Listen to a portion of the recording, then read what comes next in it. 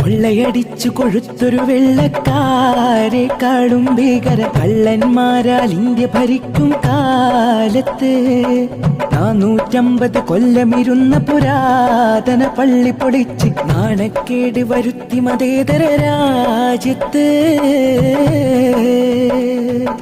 കൊള്ളയടിച്ചു കൊഴുത്തൊരു വെള്ളക്കാരെക്കാളും ഭീകര കള്ളന്മാരാൽ ഇന്ത്യ ഭരിക്കും കാലത്ത് 450 കൊല്ലമിരുന്ന പുരാതന പള്ളി പൊളിച്ച് നാണക്കേട് വരുത്തി മതേതര രാജ്യത്ത്.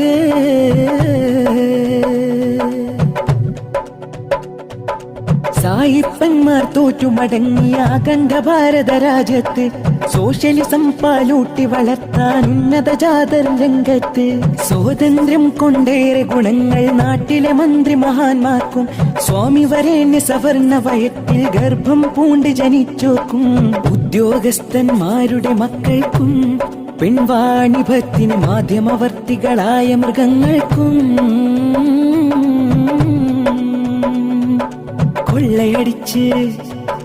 കൊള്ളയടിച്ച് കൊഴുത്തൊരു വെള്ളക്കാരെക്കാളും ഭീകര കള്ളന്മാരാൽ ഇന്ത്യ ഭരിക്കും കാലത്ത് 450 കൊല്ലമിരുന്ന പുരാതന പള്ളി പൊളിച്ച് നാണക്കേട് വരുത്തി മതേതര രാജ്യത്ത്.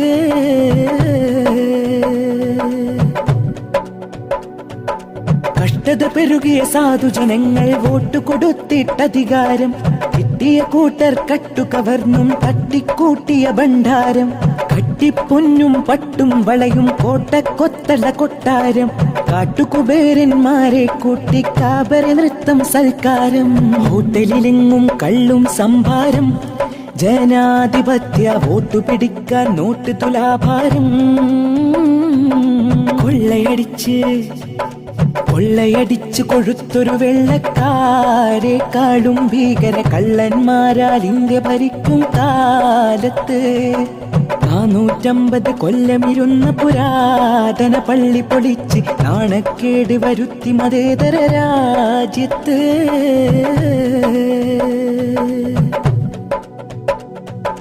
ചിട്ടിക്കുറിയായി തട്ടിപ്പുകളുടെ മുന്നിൽ ചൂട്ട് പിടിക്കുന്നു. പട്ടിക പിന്നണി പക്ഷക്കാരെ പേടിപ്പിച്ചു ഭരിക്കുന്നു. പട്ടാപ്പകലും കുട്ടികളും ആ പെങ്ങന്മാരെ തട്ടുന്നു.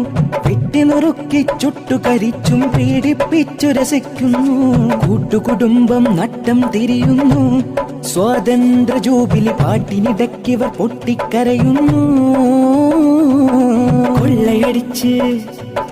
കൊള്ളയടിച്ചു കൊഴുത്തൊരു വെള്ളക്കാരെക്കാളും ഭീകര കള്ളന്മാരാൽ ഇന്ത്യ ഭരിക്കും കാലത്ത് 450 കൊല്ലമിരുന്ന പുരാതന പള്ളി പൊളിച്ച് നാണക്കേട് വരുത്തി മതേതര രാജ്യത്ത്.